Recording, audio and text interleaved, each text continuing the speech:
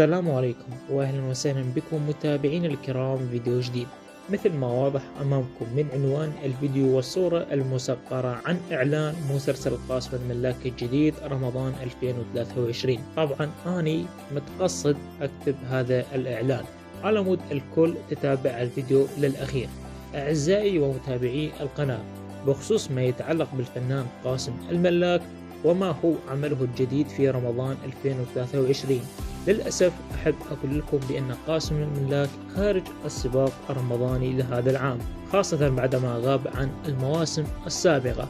وما هو سبب الغياب؟ صراحة لا توجد أي أسباب نقدر نذكرها، بس حبيت أجاوبكم لكثرة التساؤلات بخصوص قاسم الملاك.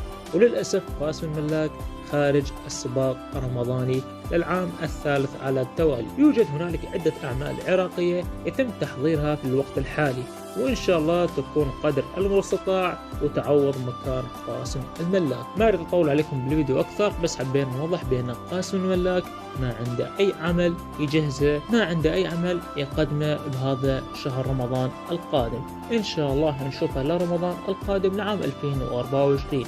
واحنا هنا نصل الى الختام. لو عجبك الفيديو اتمنى من حضرتك تدعمنا باللايك والاشتراك في القناة وتفعلون زر التنبيهات على مود يصلكم كل شيء جديد على القناة. اشوفكم ان شاء الله فيديو جديد اخر. مع السلامة.